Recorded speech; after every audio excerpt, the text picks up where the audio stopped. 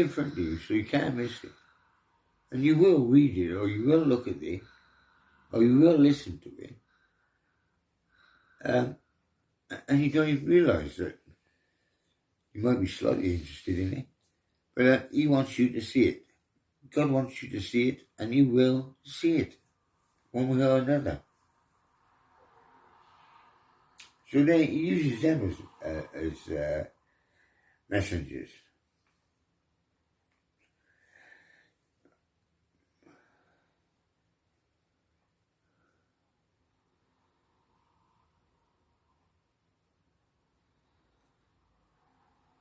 I'm lost. Hang on. Signs of his celebrities.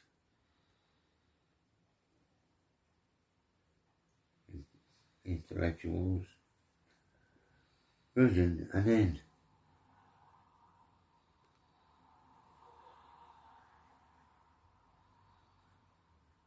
then there's a Bible. The Bible, of course, a magical book. Ancient. Survived 2,000 years, so that I've got one on my table there. It's come from 2,000 years ago. And it's here on my table. Amazing.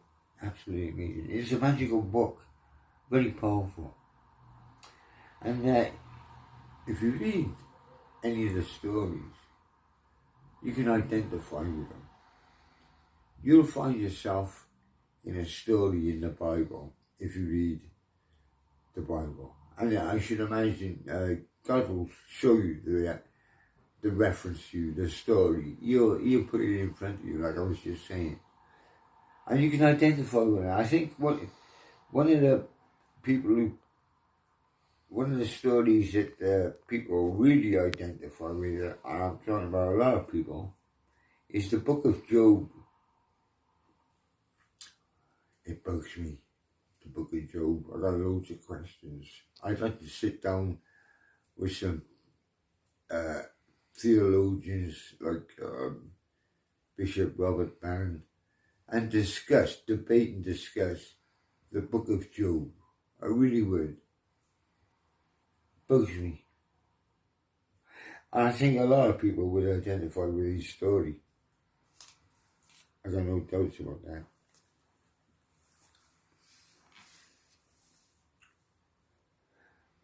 Right, so God uses all these ways of speaking to you. So listen,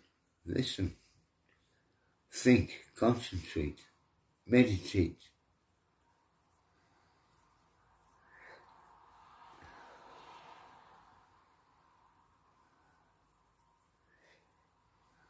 If you're not sure, there's a voice in your head or a thought. If you're not sure that God is speaking to you, he's saying something to you, then ask him. Ask him if he's speaking to you, and what if he's telling you something?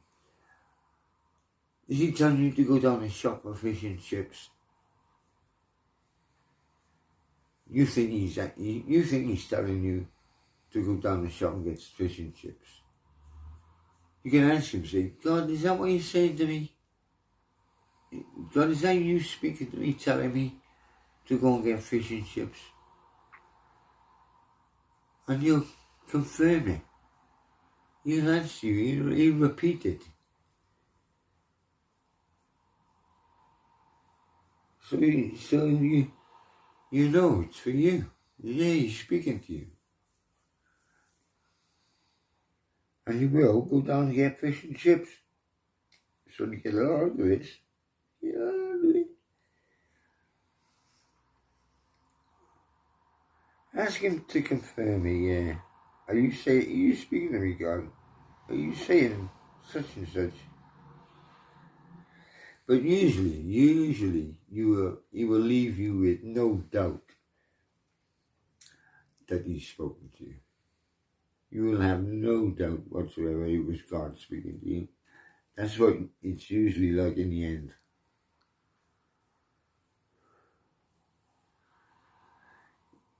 If God is speaking to you and you're not listening, you're just ignoring it, not even registering with it. You shout it. You shout the message at you in some way. If you're still not listening, he'll give you a tap on the back of the head, like, hey, listen. And if that doesn't work, he just walks away. He'll come back another time, sometime in the future. He doesn't waste his time.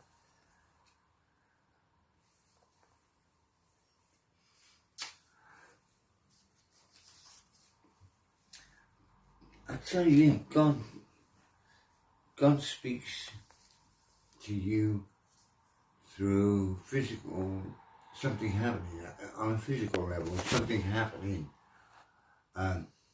in this reality. And something will happen and you witness it, or it'll happen to you, and you know that there's a meaning behind it, there's a message. How can I say it? Yeah, he's showing you something, or he's telling you something by an incident, an accident, an event.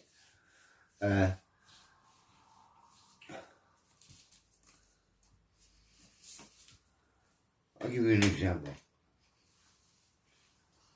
In Morocco, I was in Morocco going from north to south, and I've been on the road hitchhiking for about 3 months. It was hot.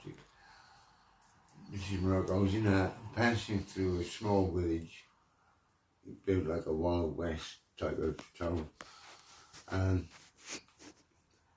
I was sat in the gutter, sat at the curb with my feet in the gutter.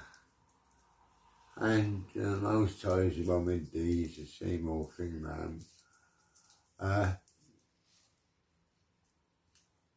I must have looked a bit down, and I must have looked sorry sort of thing, and sad. Because as I was smoking and looking up the road, a little girl about 2.5, a beautiful little girl, stood between my knees and took my face in her hands and put a big kiss right there. What does it do to you? I just went, oh, thanks, babe. Thank you, babes. And she just went back, turned around, went a couple of paces to her mum, who was she was a beautiful young Muslim woman. She looked at me, gave me a smile, and went on her way. But man, that kiss from an angel, I could go another 20 miles on her. I could walk another 20 miles after that. And what's God saying to you? What's he saying to you?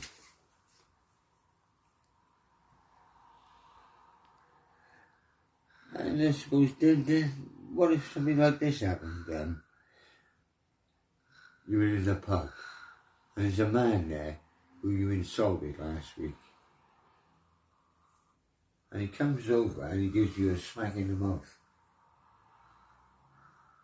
Now, what's the meaning of that? Is that Satan just out to ruin your day?